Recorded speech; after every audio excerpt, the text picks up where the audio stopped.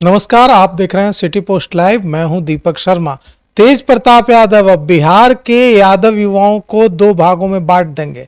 आप तेज प्रताप को पसंद करते हैं तो तेज प्रताप की पार्टी में, तेजस्वी को पसंद करते हैं तो तेजस्वी की पार्टी में, क्योंकि कुछ ही घंटे बाद तेज प्रताप यादव अपनी पार्टी का ऐलान करने जा रहे हैं और बिहार में सियासी बवंडर खड़ा करने जा रहा है। इसका क्या इम्पैक्ट होगा राष्ट्रीय जनता दल पर, इस पर चर्चा करने के लिए हमारे साथ हैं वरिष्ठ पत्रकार श्रीकांत प्रत्युष।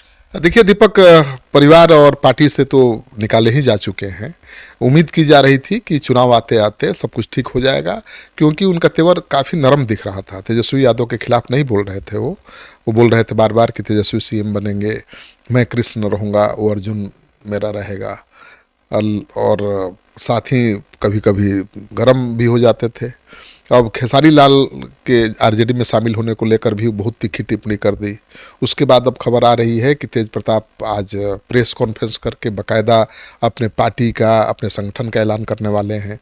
मतलब मुझे लगता है कि खेसारी लाल यादव पर बयान देने के बाद बात बिगड़ गई है। और तेजस्वी यादव के बारे में पहले भी बता चुका हूँ कि वो बहुत एग्रेसिव है और जो निर्णय ले लेते हैं वो पीछे नहीं हटते हैं। वो पूरी तरह से पार्टी की कमान अपने हाथ में ले चुके हैं।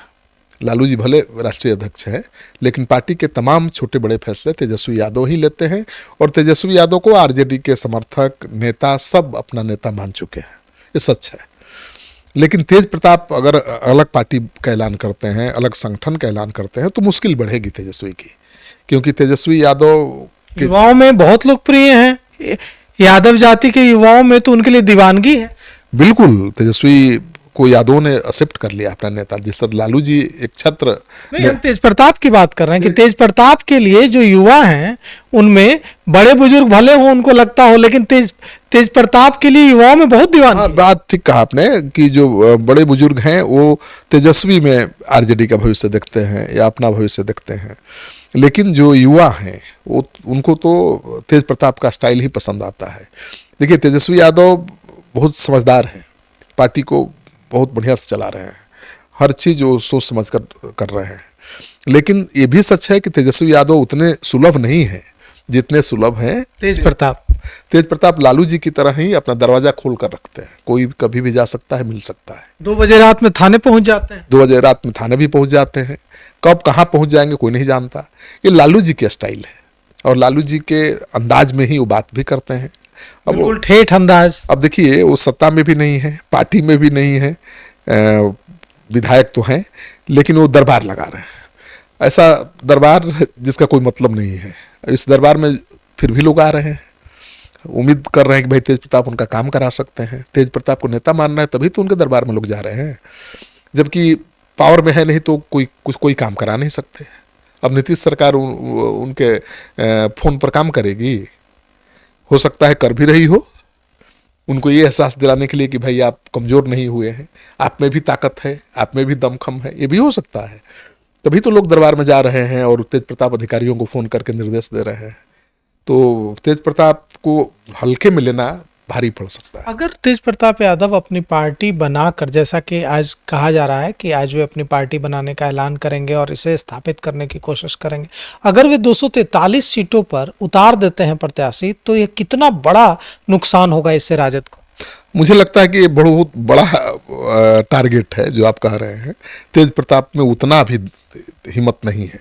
चाहे कर दें तो बहुत मुश्किल हो जाएगी, क्योंकि अब यादव कैंडिडेट की कमी नहीं है। देखिए है क्या, तेजस्वी यादव जी 120 सीटों पर 25 सीटों पर लड़ पाएंगे। सहयोगी दलों को भी तो सीट देनी पड़ेगी और उम्मीदवार तो हजारों में है।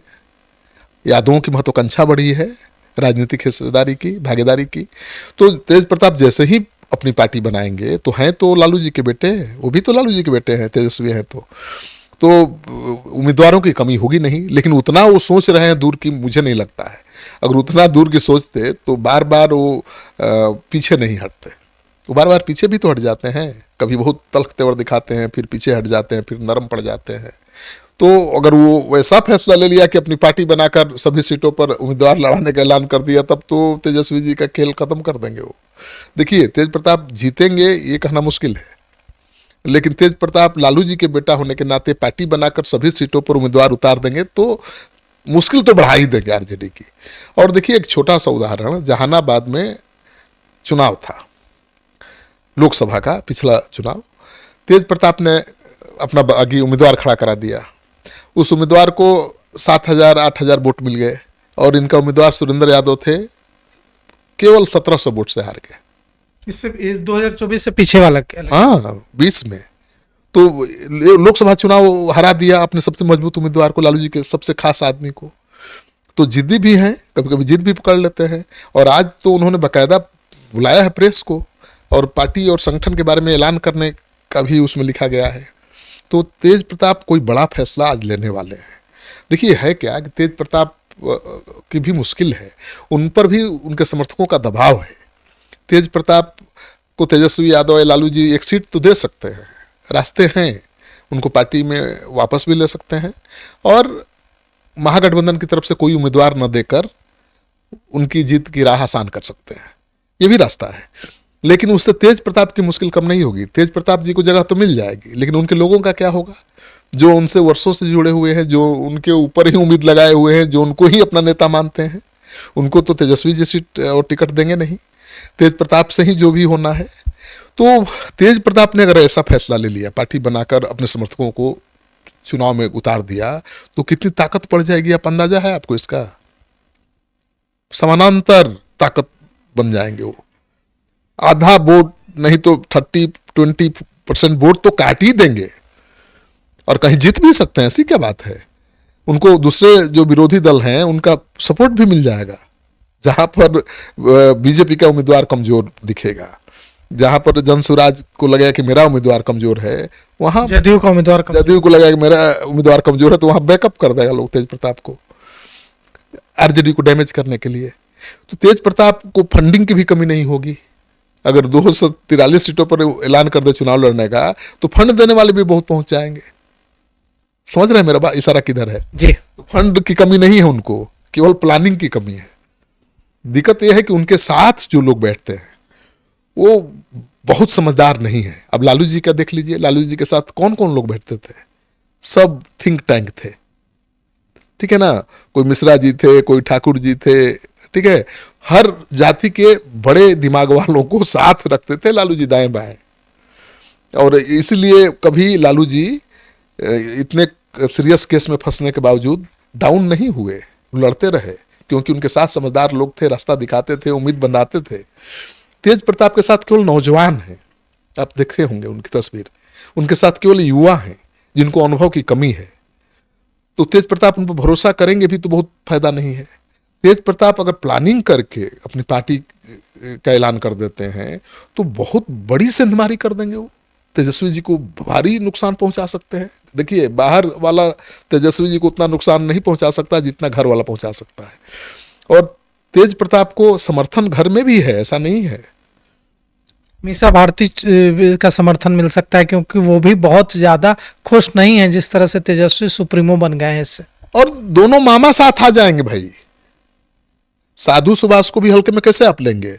लालू जी के राज में तो बहुत हाई प्रोफाइल थे वो, और लालू जी के राज में उनकी अहम भूमिका भी थी, ऐसा थोड़ा है कि नहीं थी। ठीक है, कुछ नेगेटिव उनका रोल रहा होगा जिसकी वजह से बदनामी हुई, लेकिन कुछ पॉजिटिव काम भी तो किया होगा। वो साथ हो जाएंगे खड़े, और कई बड़े मजबूत लोग खड़े हो जाएंगे जब ये पार्टी बनाकर चुनाव लड़ने का ऐलान कर देंगे। तो जिन लोगों को आरजेडी में जगह नहीं मिल सकती है, जिनको आरजेडी में टिकट नहीं मिल सकता है या दूसरी पार्टियों में नहीं मिल सकता है, वो कहाँ जाएंगे?